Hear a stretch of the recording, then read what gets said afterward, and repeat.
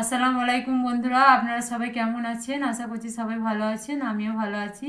তো বন্ধুরা, আজকে নিয়ে চলে এলাম আজকে রেসিপি রুই মাছের ঝোল। তো রুই মাছের ঝোল বানানোর জন্য প্রথমে মাছটা ভাজার জন্য লবণ দিয়ে দেবো, হলুদ গুঁড়ো দিয়ে দেবো, দিয়ে মাখিয়ে এটা আমি 10 মিনিট রেখে দেবো। বন্ধুরা, মাছটা রাঁধার জন্য এখানে আমি একটু আদা একটু রসুন কেটে নিয়েছি, দিয়ে দিচ্ছি। একটা টমেটো কুচি করে নিয়েছি, দিয়ে দিচ্ছি। আর এখানে সামান্য পরিমাণে গোটা জিরে নিয়ে নিচ্ছি, এটা মেশিনে পেস্ট করে নিচ্ছি। তো বন্ধুরা, এখানে আমি কড়াই গরম করতে দিয়ে দিয়েছি। কড়াই গরম হয়ে গেছে, আমি মাছ ভাজার জন্য তেল দিয়ে দেবো। তেলটা গরম হয়ে যাক।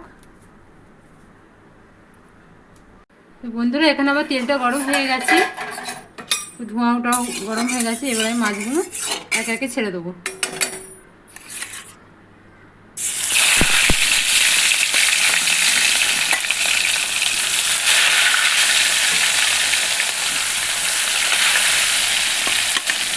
মাছগুলো লাল লাল করে ভেজে নেব।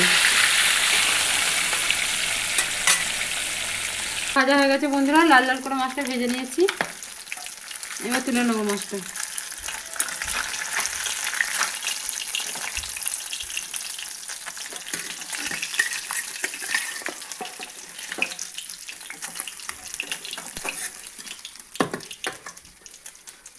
ওই তেলেই দিয়ে দেবো পেঁয়াজ কুচি।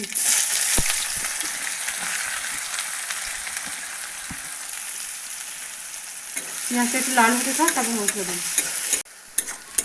বন্ধুরা, পেঁয়াজটা হালকা ভাজা হয়ে গেছে।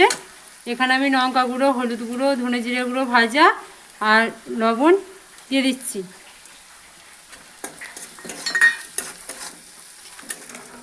আর এখানে যে মশলাটা করে রেখেছিলাম, টমেটো, জিরে, আদা রসুন, ওটাও দিয়ে দিচ্ছি। দিয়ে এবার ভালো করে মশলাটা কষিয়ে নেবো বন্ধুরা। হালকা পানি দিয়ে দিচ্ছি বন্ধুরা, আর একটু কষিয়ে নেবো। আর একটু কষবো, কষে তারপর পানি দেবো।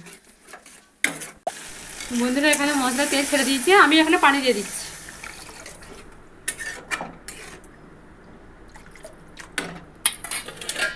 ঢাকা দিয়ে দিচ্ছি, এটা ফুটুক। ঝোল ফুটে গেছে, মাছগুলো দিয়ে দিচ্ছি, ভেজে রাখা মাছগুলো দিয়ে দিচ্ছি।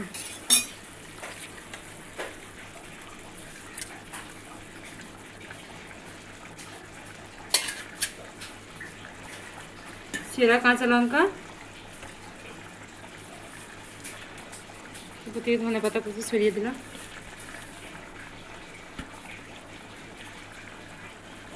আর 2 মিনিটের জন্য ঢাকা দিয়ে দিচ্ছি। 2 মিনিট হয়ে গেছে, আমার মাছের ঝোলটা হয়ে গেছে। ঢেলে নেবো এবার।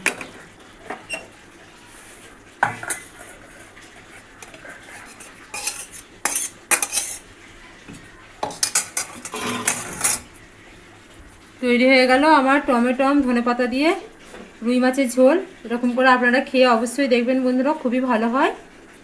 আর বন্ধুরা, আপনারা সবাই ভিডিওগুলো দেখছেন, খুবই ভালোবাসা দিচ্ছেন, কিন্তু লং ভিডিওগুলো একদম ভালোবাসা দিচ্ছেন না। একটু লং ভিডিওগুলো আমার ভালোবাসা দেবেন। আর ভালো লাগলে লাইক, কমেন্ট, শেয়ার আর চ্যানেলটা সাবস্ক্রাইব অবশ্যই করবেন বন্ধুরা। এভাবেই আমার পাশে থাকবেন।